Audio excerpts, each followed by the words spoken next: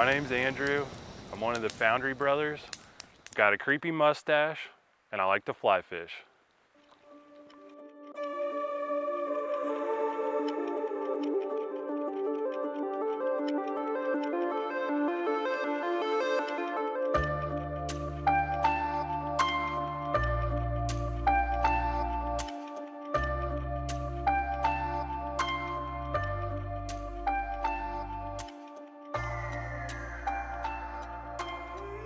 I grew up in central Tennessee. I've lived here my whole life.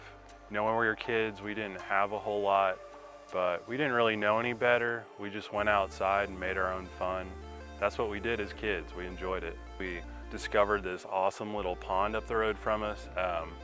We would just kind of like get off school, ride our bikes up there and rip some bass lips.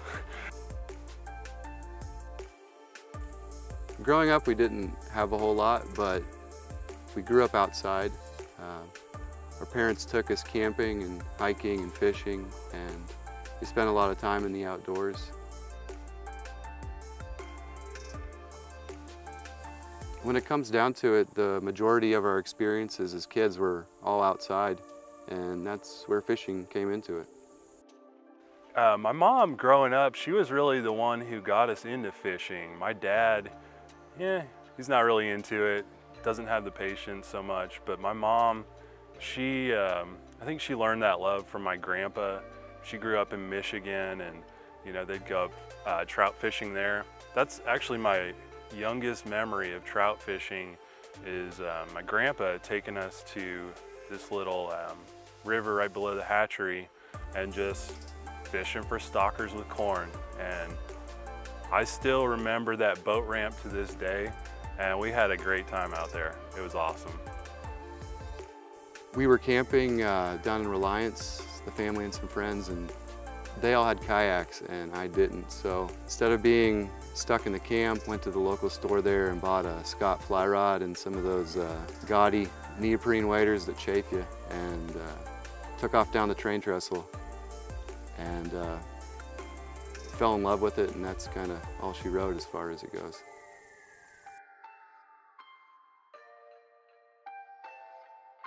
My dad started this business when he was younger, taught us great work ethic. And in doing so, he really taught me a lot about how to run a business and not to just sit around idly. That being said, a couple of years ago, I started this business with my brother called Foundry, and it was just based on our love of fly fishing. During the day, I generally will spend my time, stitching hats, screen printing shirts, promoting our brand. It keeps me busy, but I also don't let that take away from me being a father. That's most important to me. But what this brand has really done for us is opened a way to connect with people all over the world that share the same passion that we do. And it's really a humbling feeling when you see somebody from England or Japan wearing something that you've created and spent time on, and they're now enjoying it while they do what it is that we all love doing. Where are we going today, bro? I was thinking about taking you to one of my secret honey holes. You might finally be worthy of it. Sounds a little dirty, but I like it. Let's go.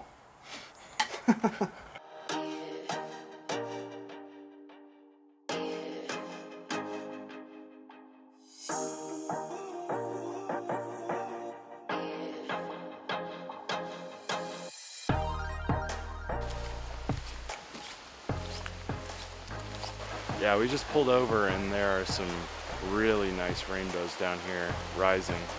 So, yeah. We're gonna try the death from above approach. But not kill him, not death. Oh my God, there's an even bigger one in there, dude. I'm not even joking. No, and it might be a brook.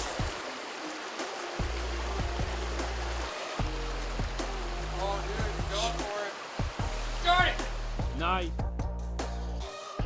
Yeah, Sam came home with this fly rod and all these stories of these fish he'd caught. This was way before fly fishing was Instagram cool. This was like 18 years ago. And you know, as far as I'm concerned, that's like a century in fly fishing years. But yeah, with his knowledge and his patience, I'm shocked that he's not become a guide, because he spends so much time on the water. And I'm pretty sure he probably gives away more flies than he actually keeps. If he sees somebody out on the water and they're, you know, humble and they approach him, he is there. He will give you like a whole handful of flies, tell you how to drift them, you know. He's just a great guy. That's really what got me into fly fishing.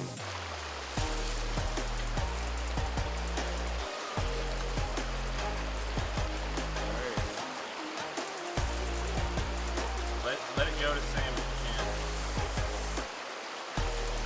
Bring him up. Yeah.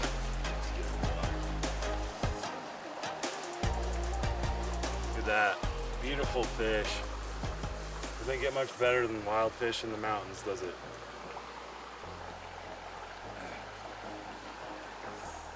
So I'm seeing all this fun Sam's having. He's showing me these pictures of these fish that are like 2 feet long that he's catching, which is pretty awesome for Tennessee. And, you know, he taught me how to fish as a kid. So finally, he convinced me to go out with him to the river. And I came well prepared. I had a spin caster loaded up with some 20-pound test, and I was certain I was gonna catch a huge fish with him that day. Here comes Andrew with his spin caster, 25-pound test, ready to catch some trout. Needless to say, he learned that was a little bit of overkill. I think he was probably watching a little bit too much Jeremy Wade at the time, but he caught on. Yeah, oddly enough, the trout wanted nothing to do with my 20-pound test line, and I had a fun day watching Sam slay some trout on his fly rod. Yeah, he had a fun time watching me catch fish that day. After that, he did some homework and came back. So, undeterred, I go home, I start doing some research. I find out trout are not too keen on the 20-pound test. They prefer the thinner line. So I spool up my spinner with some 3-pound test, find out about these things called trout magnets, and I'm ready to hit the water again. Let's go. We went back out again. This time he wasn't fishing for jaws. He had changed his tactics some. And he's using trout magnets. And he actually, if I remember right, he might have outfished me that day, but I won't say definitely. So I'm thinking, why do all this extra casting crap? Looks super complicated. Well, I think that was the only day I ever outfished him. We went a few more times and it became pretty clear to me that he was catching way more fish on his fly rod. So finally, bowed down and I said, teach me your ways. Another really beautiful rainbow.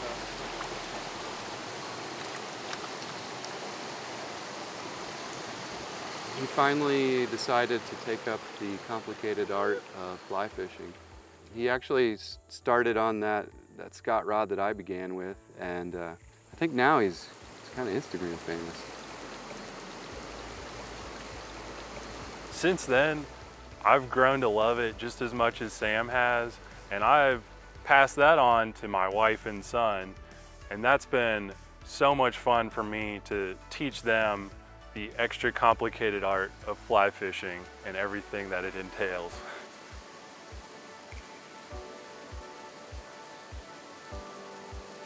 I really enjoy fly fishing, but what I love the most is getting to spend time with my family and how it really allows Beckett to be able to spend time with his dad. He learns a lot of lessons when he's out fishing with his dad, which will really help him later in life. Quality time with your family, it's something I can't stress enough. Because without spending quality time together, what are you even? You're not going to be a happy family. If you don't teach your kids how to communicate, get away from distractions, then what kind of lessons are they going to pass on to their kids?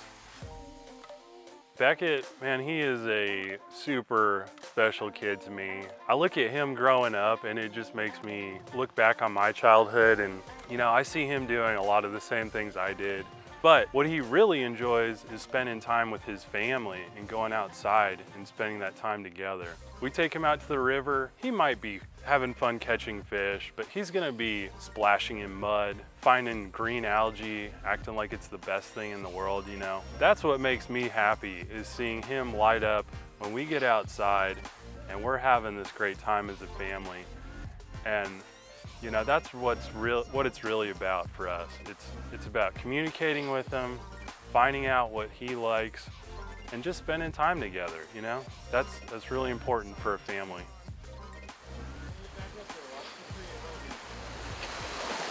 Perfect. Oh my gosh.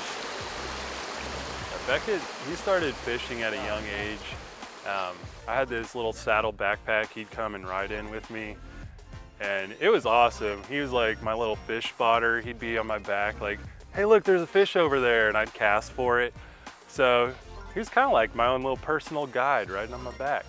And you know, now he's bigger, so it kind of stinks because now I'm competing with him. He's the one out there slaying the fish next to me. So yeah, there's gonna be some father-son competitions coming up, I'm pretty sure. All right. What'd you get?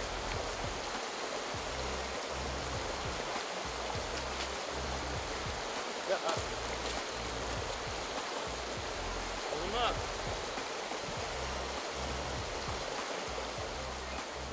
All right. Should we let him go? Yeah. Okay. Whoa. Let's get him in the water. He really got into it more recently, and I gave him a spinning rod, one of my old ones, thinking, you know, this would probably be easier for him, less chance of hooking himself or something. So we go out to the little farm pond.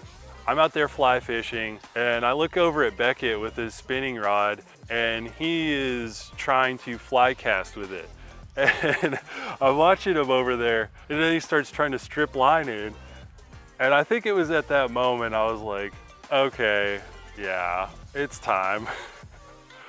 So buddies over at Reddington, they helped us out. We got him this awesome fly rod, got him these boots and waders, and man, you should have seen him. He was so excited opening that package that day in the mail.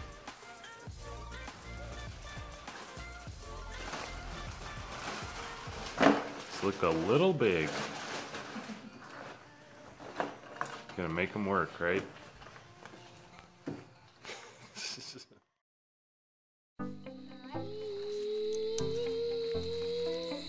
Stop.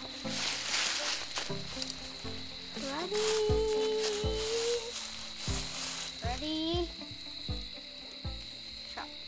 You know, for me, fly fishing has helped shape the man I am today.